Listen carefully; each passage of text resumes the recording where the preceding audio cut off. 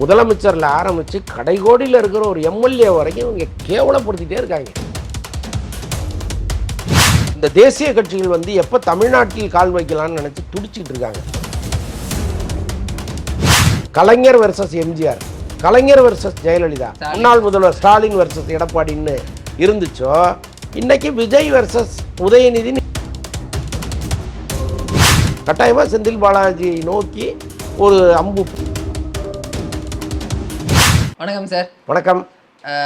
விஜய் அவர்கள் பேசின ஒரு 10 நிமிஷம் தான் பேசினாரு. அதுக்குள்ள வந்து ஒரு பக்கம் வந்து கதறாங்க வெளில வந்துட்டு, இன்னொரு பக்கம் வந்து என்னப்பா இப்படிலாம் பேசுறாரு அப்படின்ற ஒரு விமர்சனமும் வந்து இருக்கு. இப்படி பேசாருன்னு எதிர்பார்த்தீங்களா? இந்த அளவுக்கு ஒரு ஆக்ரோஷமா? அந்த ஆக்ரோஷம் வந்து இவர்களால் ஏற்பட்ட ஆக்ரோஷம். அது ஆக்சுவலாக நீங்கள் கவனித்தா தெரியும், அவர் ஆட்சி பொறுப்புக்கு வந்த பிறகு இவர்கள் அவர் மீது வைக்கிற குற்றச்சாட்டுகள் இருக்குல்ல, குற்றச்சாட்டுகள்ங்கிறத விட ஒரு ஒரு அவமரியாதை, அப்படி தான் அது. ஏளனம் அப்படின்னு. ஏளனம் நக்கல் நையாண்டி. முதல்வரே அதானே சொல்கிறார், நக்கல் நையாண்டின்னு.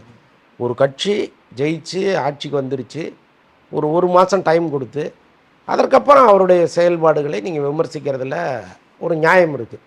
நியாயமாக 6 மாதம் கொடுக்கணும், பரவாயில்ல, ஒரு மாதம் கூட நீங்கள் விட்டுறலாம். ஆனால் 4வது நாள் நீங்கள் இங்கே இருக்கிற அமைச்சர்கள் குறித்தும் முதலமைச்சர் குறித்தும் தொடர்ந்து வைக்கிற அந்த அவமதிப்பு இருக்குல்ல, அது ரொம்ப ரொம்ப ஒரு பரிதாபகரமான ஒரு விஷயமா இருக்குது.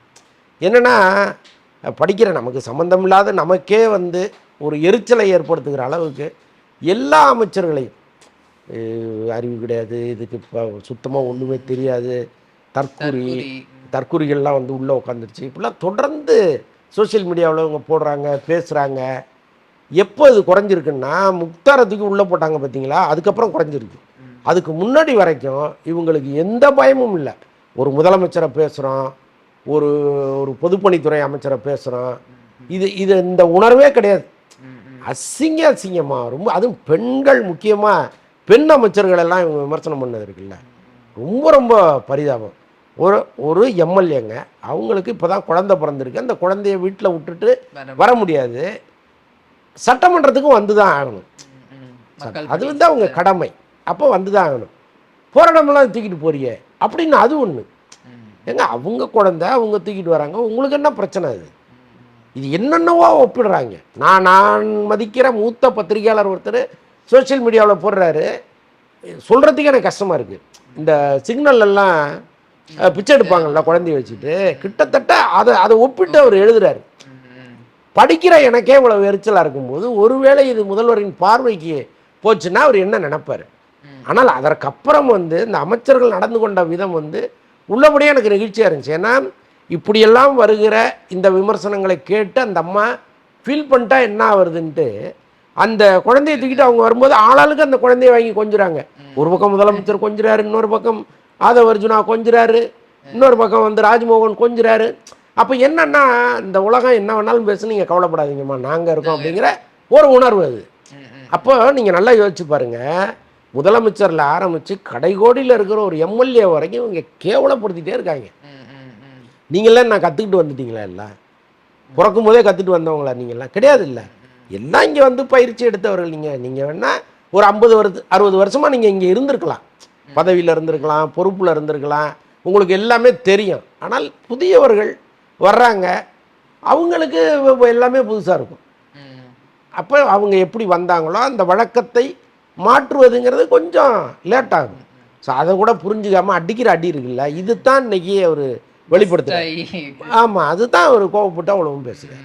4 நாள் சட்டமன்றம் வந்து முடிஞ்சிருக்கு சார். தாவேக்கனுடைய முதல் சட்டமன்றம். என்னென்ன பாசிட்டிவான விஷயங்கள் நடந்திருக்கு, இதெல்லாம் இன்னும் அவங்க இன்னும் அப்கிரேட் பண்ணணும்னு நினைக்கிறீங்க சார்?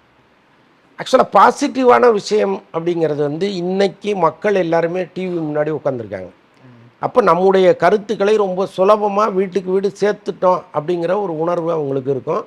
அப்போ இவங்க சேர்த்தது என்னங்கிற கேள்வி இருக்கு இல்லையா, லஞ்ச லாவண்யமற்ற ஒரு 40 நாள் அரசை நாங்கள் கொடுத்துட்டோங்கிறத பதிய வச்சுட்டாங்க. எனக்கு என்ன இதுன்னா, இப்போ இங்கே இந்த விஷயம் மக்கள்கிட்ட போகாமல் இவங்களுக்கு எதுவுமே தெரியல, இவங்க எழுதிட்டு வந்து படிக்கிறாங்க, சட்டமன்றத்தில் வந்து முதலமைச்சருக்கு பதில் சொல்ல திராணி கிடையாது, அவருக்கு வந்து எந்த பயிற்சியுமே இல்லை, பதிலை வந்து இங்கே சொல்லாமல் ஒரு வீட்டில் போய் ட்விட்டரில் சொல்கிறாரு. இப்படின்லாம் அவர் குறித்து ஒரு ஒரு ஒரு பதிவை இங்கே வந்து மக்கள் மனசில் பதிய வைக்கணும்னு நினச்சிட்டே இருந்தாங்கல்ல, அது உடஞ்சிருச்சு. அது கிடையாதுங்க.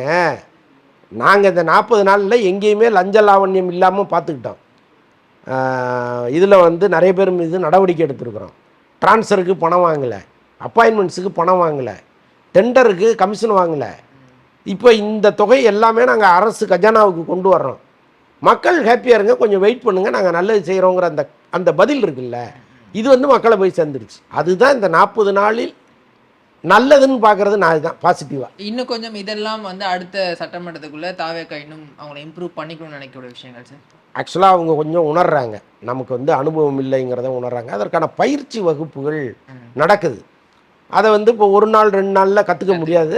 ஆனால் முடிந்த அளவுக்கு என்னெல்லாம் செய்யணும் அப்படிங்கிறத இவங்க சொல்லி கொடுத்துருக்குறாங்க. இந்த பயிற்சி வகுப்புகளை இவங்க இன்னும் அதிகப்படுத்தணும். இந்த 10 நாள் வகுப்பு அதை அவங்க மாற்றினாங்கன்னா நல்லாயிருக்கும். இன்னும் நிறைய கருத்துக்களை அங்கே வந்து அவங்க சொல்லணும். இப்போ பழைய சட்டமன்ற அவை குறிப்புலேருந்து நான் இந்த வார்த்தையை நீக்கிட்டேன், இந்த வார்த்தையை சேர்த்துட்டேன் அப்படின்லாம் சபாநாயகர் சொல்கிறார்ல, இந்த அவை குறிப்புன்னா என்ன, அது எவ்வளவு முக்கியத்துவம் வாய்ந்தது, எத்தனை வருடங்களாக அது இங்கே இருக்குது, நமக்கு முன்னாடி உள்ளவங்க எவ்வளவு அழகாக அதை ஹேண்டில் பண்ணியிருக்காங்க, எவ்வளவு சுவாரஸ்யமான விஷயங்கள் இந்த சட்டமன்றத்தில் நடந்திருக்கு, இந்த சட்டமன்றத்தால் என்னெல்லாம் நன்மைகள் விளைஞ்சிருக்கு, இது எல்லாத்தையுமே நீங்கள் புதிய உறுப்பினர்களுக்கு சொல்ல சொல்ல அவங்க இன்னும் பக்குவமாவாங்க. இந்த பயிற்சி வகுப்பை இன்னொரு 10 நாள் அவங்க நடத்துனாங்கன்னா சரியாக இருக்கும். முதல்வர் எதிர்கட்சி தலைவர் அப்படின்ற அந்த சண்டையை தாண்டி விஜய் வர்சஸ் உதய் அப்படின்னு களம், ஏன்னா இவர் வந்து அவங்க அப்பாவை பற்றி பேசுறதும், அவர் வெளியில் வந்து அவருடைய பர்சனல் விஷயங்களை பற்றி பேசுறதும், இவங்க 2 பேருக்குமான பர்சனல் வாரா இது மாறுதா சார்? மாறணுங்கிறது என்னுடைய விருப்பம் இல்லை, உண்மை அதுதான். ஏன்னா இப்போ இந்த தேசிய கட்சிகள் வந்து எப்போ தமிழ்நாட்டில் கால் வைக்கலான்னு நினச்சி துடிச்சிக்கிட்டு இருக்காங்க. ஒரு தேசிய, அதாவது காங்கிரஸையும் பிஜேபியும் ஒழித்து பல வருஷம் ஆகிப்போச்சு. இங்கே வந்து திராவிட இயக்கங்கள் தான் தமிழ்நாட்டை ஆள முடியுங்கிற ஒரு சூழ்நிலையை நம்ம உருவாக்கியிருக்கோம். இப்போ இந்த காலகட்டத்தில் மெல்ல பிஜேபி இங்கே உள்ள நுழைவதற்கான வாய்ப்புகளை எதிர்பார்த்து காத்துட்ருக்கு. அப்போது ஒரு புறம் அதிமுகங்கிற கட்சியை மக்களே கொஞ்சம் நிராகரித்து வச்சுட்டாங்க. குறைந்தபட்சம் எம்எல்ஏக்களோட அவங்க இங்கே வந்திருந்தால் கூட அதனுடைய எதிர்காலம் என்னவாக போகுதுன்னு நமக்கு தெரியவே இல்லை. நிறைய பேர் அங்கேருந்து உடஞ்சி வெளியில் வந்துட்டு இருக்காங்க. இப்போ அந்த கட்சியினுடைய எதிர்காலங்கிறது ஆல்மோஸ்ட் முடிஞ்சு போச்சு. இப்போ இந்த சூழ்நிலையில் அண்ணாமலை போன்றவர்கள் ஒரு முகமூடியோடு இங்கே உள்ளே வரும் பொழுது நாளைக்கு அவங்களுக்கு இங்கே வாய்ப்பு உருவாயிடக்கூடாது. அப்போது உதயநிதி வெர்சஸ் விஜய்ங்கிறது தான் இங்கே சரியாக இருக்கும். எப்படி வந்து கலைஞர் வெர்சஸ் எம்ஜிஆர், கலைஞர் வெர்சஸ் ஜெயலலிதா அப்படின்னு இருந்ததோ, கலைஞர் வெர்சஸ் எடப்பாடி, முன்னாள் முதல்வர் ஸ்டாலின் வெர்சஸ் எடப்பாடின்னு இருந்துச்சோ, இன்னைக்கு விஜய் வெர்சஸ் உதயநிதினு இருப்பது தான் சரி.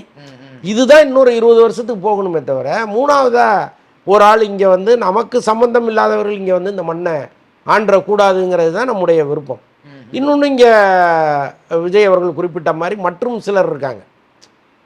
இது வந்து வாய்ஸ் சவடால் கட்சி ஒன்று இருக்குது இங்கே.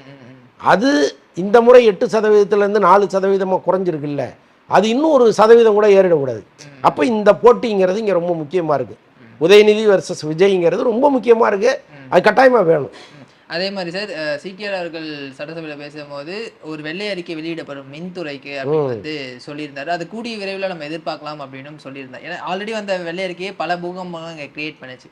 அது எப்படி சார் இருக்குன்னு நினைக்கிறீங்க? எந்தெந்த மாதிரி விஷயங்கள் அதை இடம்பெற வாய்ப்பு? அதான் சொல்கிறாரு, சட்டமன்றத்திலே ஒரு விவாதம், 60,000 டிரான்ஸ்ஃபார்மர் நாங்கள் வாங்கியிருக்கோம்னு சொல்லும் பொழுது அதில் 40,000 டிரான்ஸ்ஃபார்மர் வாங்கினதுல தான் உங்கள் மேலே ஊழல் இருக்குது, ஊழல் வழக்கு இருக்குது அப்படின்னு அவர் சொல்கிறாரு. அவர் முன்னாடியே சொல்கிறாரு. அப்போ இந்த விஷயங்கள் எல்லாமே அவங்க வெள்ளை அறிக்கைக்கு கொண்டு வந்து எவ்வளவு ஊழல் நடந்திருக்கு அப்படின்னு சொல்லி அது தொடர்பான ஒரு வழக்கு பதிவு செஞ்சு கட்டாயமாக கைதுகள் எல்லாம் இருக்கும். ஏன்னா இப்போ இவங்க பேசுகிற வேகத்தை பார்த்திங்கன்னா, ஆளுங்கட்சியினர் பேசுகிற வேகத்தை பார்த்திங்கன்னா, அமைச்சர் பேசுகிற வேகத்தை பார்த்திங்கன்னா, கட்டாயமாக செந்தில் பாலாஜியை நோக்கி ஒரு அம்பு பாயும் தான் நான் நினைக்கிறேன்.